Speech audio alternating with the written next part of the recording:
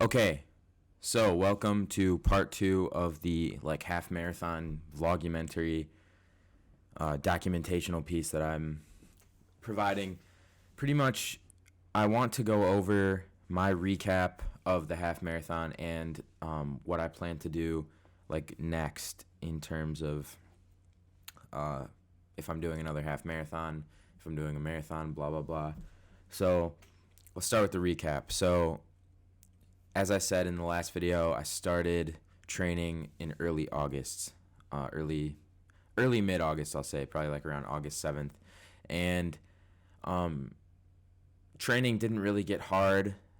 Miles didn't get long until maybe a month and a half ago to 2 months ago. I started doing like 3, 4, 5 mile runs, and training, I would say overall went well. Nutrition didn't go very well, like I already said in the last video, but I digress. The half marathon, I didn't record any of my feet when I was running it or anything. Like the only footage I have from the race is when I started, which my dad took, and when I finished, which Ava took. And I want to talk about what happened in between then. So pretty much I had a playlist that was curated exactly to the pace that I wanted to run the race in. So I thought that I would run the race around a 10-minute per mile pace, but I actually ran at like a 9:30 pace, which was like a little bit faster than what I had been training at all prep. So all prep I was running at like a 10 to 9:45 pace per mile, minute per mile pace, and then the race I ran a 9.5 minute per mile pace and finished in 2 hours and 5 minutes and 27 seconds. So point is, the race started and I felt like I was going super fast. Like I was kind of running with the crowd and I kind of shot out of the gate quickly because of just the hype, and I didn't want to be like lagging and getting passed up all the time. And pretty early on I realized like I'm pretty slow. Like there's a lot of people here like running past me, and I was actually curious, like am I gonna outpace them towards the end of the race because they're all gunning it right now, or what's gonna happen? Like am I just slow, or am I gonna pick it up later on when they are kind of burned out from starting too hot? So that was kind of in my mind. Periodically I would look behind me because like for like the first like half of the race everyone was passing me. Like I didn't pass anyone, except for like the moms running their babies in the stroller. Like anyone who was taking it pretty seriously ran past me. So that kind of like made me feel not amazing. But I kind of just kept with it. I mean, I felt pretty good. I didn't like hurt at all. I knew I was running faster than I expected, so that was awesome. But like I felt good. I knew I was running faster than I expected, so I actually like purposely didn't go as hard as I could. But this playlist, I had made it the night before, and it was a 2 hour and 6 minute playlist. So I pretty much finished on par with the playlist that I made. And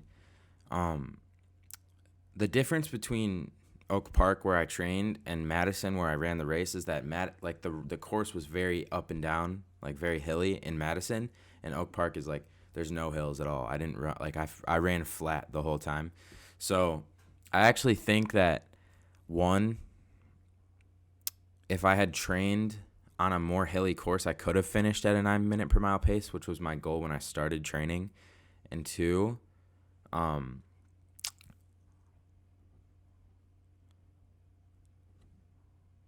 next time I run the half marathon, I will, or next time I do anything, I'll train on a more hilly course. So like if I do a bike ride, which I'm thinking about, if I do another endurance run, I will do a more uphill, downhill course, just so that whatever I do, it'll be a little bit easier on race day. I walked a couple times. There was like 4 times during the race where like I felt like I was about to start cramping up, so I just started walking like 50 feet. And that combined with these like little salt tablets that I was throwing back, they tasted like lemon lime, but they had like potassium, sodium, and a couple other like electrolytes to keep me nourished during the run. If I felt tired, I'd pop one of those back, and when I started feeling like my calves were gonna cramp up, I just walked like 50 or 60 feet and then kept running. And that the walking actually gave me like a huge boost. Like I would start running and be faster than I was when I started walking. So that was something I learned that could be like a useful tool, and it actually like helped me get through the last like 3.5 mile stretch, because right before you got to the 10 mile stretch, there was this huge hill. And it's funny because like there's part of the race where you're about 9.5 miles in, and you turn the corner. You turn onto this road, and you see this half-mile long road. So for like a half mile, you see a straight road, and at the end of it, you see this giant hill that you have to climb up. And the first two thoughts you have or the first two thoughts I had were, it's going to take me forever to get to that hill. Two, when I get to that hill, I'm going to be sucking.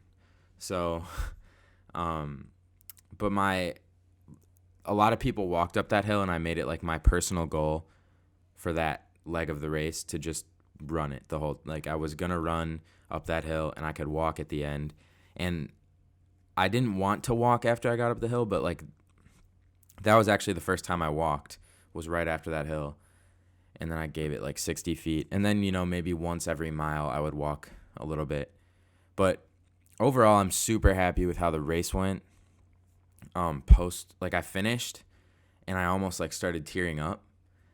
And then like I was looking for like Ava and my family, and Ava was there waiting. Zach and my dad had tried to find me at the 10 mile, but there was so much traffic from the race that they couldn't actually get back by the time I finished. But Ava got it on video, as you guys saw in the last video.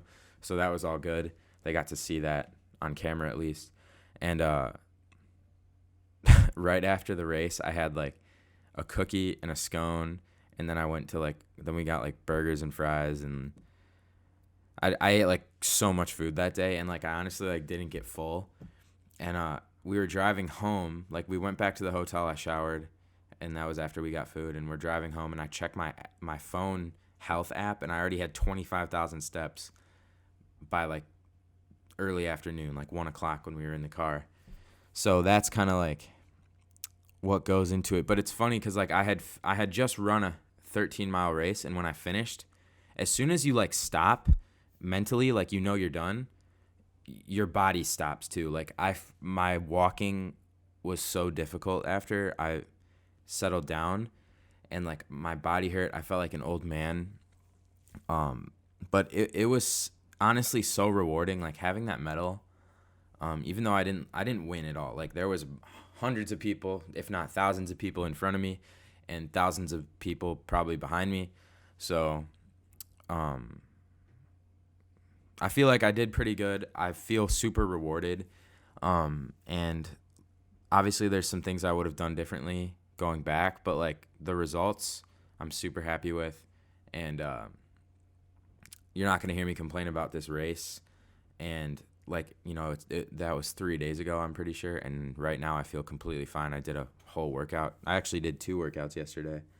And like felt completely good. Like I didn't feel injured at all. My knees feel fine. They feel like normal. Everything feels normal pretty much, except my calves are still a little sore. But other than, so what am I going to do next is the question.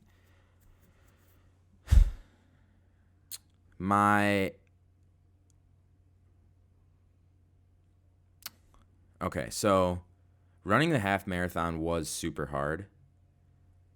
Training for it was definitely the best. I don't even know. All of it, I loved the whole process, and I loved running it, and I love the feeling of completing it.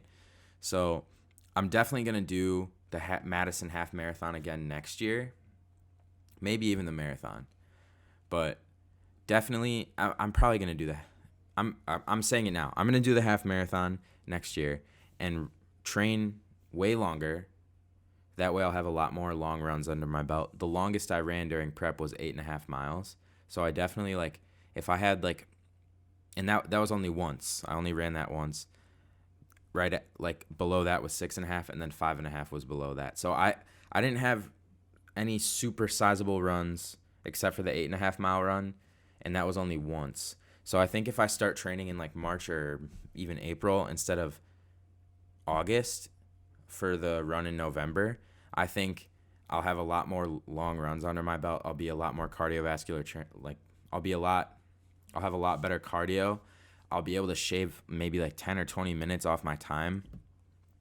And it would be super awesome to like use the half marathon training as a way to like lose weight. But between now and then, I'm going to work on building my physique.